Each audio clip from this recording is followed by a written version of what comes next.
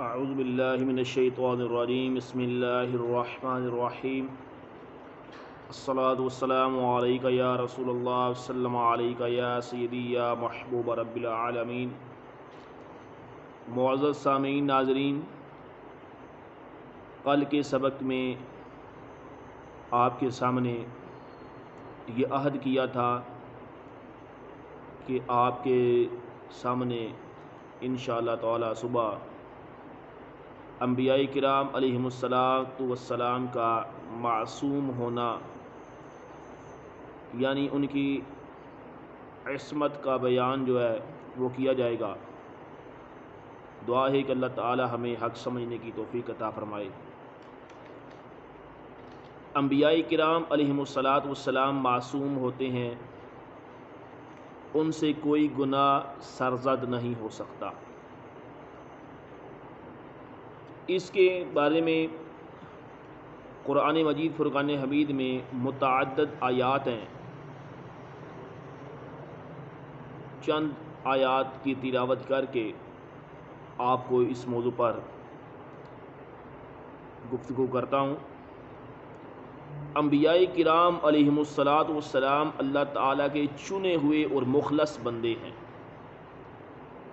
جیسا کہ اللہ رب العالمین نے حضرت ابراہیم اور حضرت اسحاق، حضرت یعقوب علیہم السلام کے بارے میں واضح طور پر ارشاد فرمایا، اِنَّا أَخْلَصْنَاهُمْ بِخَالِصَةٍ ذِكْرَ الدَّارِ، بے شک ہم نے انہیں ایک کھری بات سے چن لیا، وہ اس آخرت کے گھر کی یاد ہے۔ ہم نے انہیں چن لیا۔ کیا پتہ چلا؟ انبیاء کرام علیہم السلام اللہ تعالیٰ کے مخلصین چنے ہوئے بندوں میں سے ہیں۔ حضرت یوسف علیہ السلام کے بارے میں فرمایا کہ انہ من عبادنا المخلصین، بے شک وہ ہمارے چنے ہوئے بندوں میں سے ہیں۔ اور جو اللہ تعالیٰ کے مخلص بندوں میں سے ہو جائیں، اس کے چنے ہوئے لوگوں میں سے ہو جائیں، تو پھر شیطان انہیں گمراہ نہیں کر سکتا۔ اس کا یہ اعتراف خود قرآن مجید میں موجود ہے۔ قال فبعزتک لأغوینہم اجمعین الا عبادک منہم المخلصین۔ شیطان نے کہا تیری عزت کی قسم، ضرور میں ان سب کو گمراہ کروں گا مگر جو ان میں تیرے چنے ہوئے بندے ہیں، یعنی جو تیرے چنے ہوئے بندے ہیں انہیں میں گمراہ نہیں کر سکتا، ان پر میرا داؤ میرا فریب نہیں چل سکتا۔ گناہ کرنے والا جو ہوتا ہے یہ مذمت کیے جانے کے لائق ہوتا ہے، جبکہ انبیاء کرام علیہم السلام کے بارے میں اللہ رب العالمین نے مطلقاً ارشاد فرما دیا، وَإِنَّهُمْ عِنْدَنَا لَمِنَ الْمُصْطَفَيْنَ الْأَخْيَارِ، بے شک وہ ہمارے نزدیک بہترین چنے ہوئے بندوں میں سے ہیں۔ انبیاء کرام علیہم السلام فرشتوں سے افضل ہیں، اور جب فرشتوں سے گناہ بھی سرزد نہیں ہوتا تو ضروری ہے کہ انبیاء کرام علیہم السلام سے بھی گناہ کا صدور نہ ہو، کیونکہ اگر انبیاء کرام علیہم السلام سے بھی معاذ اللہ ثم معاذ اللہ گناہ سرزد ہو جائے، صادر ہو جائے، تو وہ فرشتوں سے افضل نہیں رہیں گے۔ اس سلسلہ میں مفسرین کرام نے متعدد طرق سے اس کی تفسیر بیان فرمائی ہے۔ علامہ قرطبی رحمہ اللہ نے اس مشکل کو اور حل کر دیا، کہنے لگے جمہور فقہاء کا، امام مالک کا بھی، امام شافعی کا، امام احمد بن حنبل کا اور امام اعظم ابو حنیفہ رحمہم اللہ تعالی،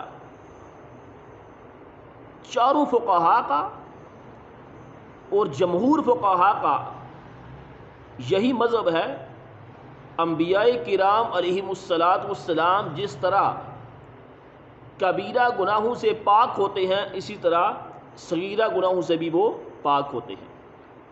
کسی بھی صورت میں گناہ کی نسبت انبیاء کرام علیہم السلام کی طرف کرنا جائز نہیں ہے۔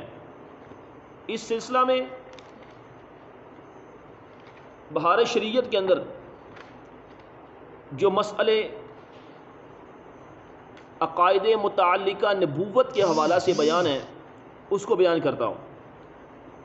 فرمایا کہ نبی کا معصوم ہونا یہ ضروری ہے، اور یہ عصمت معصوم ہونا نبی اور ملک یعنی فرشتے کے ساتھ خاص ہے۔